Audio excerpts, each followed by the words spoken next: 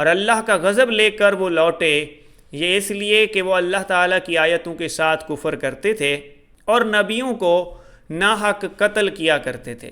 یہ ان کی نافرمانیوں اور زیادتیوں کا نتیجہ ہے۔ اور جب ہم نے تمہیں فرعونیوں سے نجات دی جو تمہیں بدترین عذاب دیتے تھے، تمہارے لڑکوں کو مار ڈالتے تھے اور تمہاری لڑکیوں کو زندہ رکھتے تھے، یہ تمہارے رب کی بڑی مہربانی تھی۔ اور جب ہم نے تمہارے لیے دریا کو چیر دیا، یہ وہ لمحہ تھا ناظرین کرام، فرعون کی فوج جو ہے وہ پیچھے سے آ رہی تھی، آگے دریا تھا، تمہارے لیے دریا چیر دیا اور تمہیں اس سے پار کر دیا، فرعونیوں کو تمہاری نظروں کے سامنے اس میں ڈبو دیا۔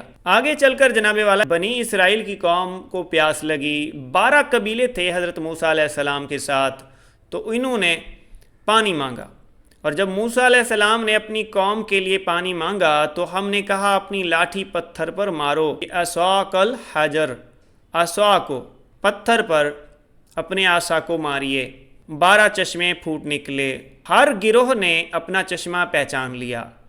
ہم نے کہہ دیا کہ اللہ تعالیٰ کا رزق کھاؤ پیو اور زمین میں فساد نہ کرو۔ مسلمان ہوں، یہودی ہوں، نصارہ ہوں یا عیسائی ہوں، جو کوئی بھی اللہ تعالیٰ اور قیامت کے دن پر ایمان لائے اور نیک عمل کرے، ان کے اجر ان کے رب کے پاس ہیں، اور ان پر نہ تو کوئی خوف ہے اور نہ اداسی۔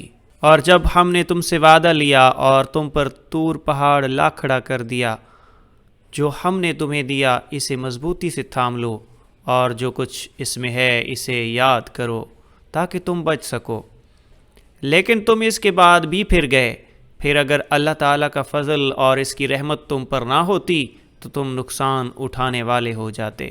اور یقیناً تمہیں ان لوگوں کا علم بھی ہے جو تم میں سے ہفتہ کے بارے میں حد سے بڑھ گئے، اور ہم نے بھی کہہ دیا کہ تم ذلیل بندر بن جاؤ۔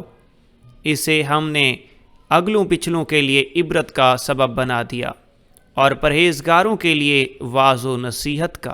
دعا ہے اللہ تعالی ہم سب کو ہدایت پر معمور رکھے۔ چینل کو سبسکرائب اور ویڈیو کو لائک کیجیے۔ وما علینا الا البلاغ۔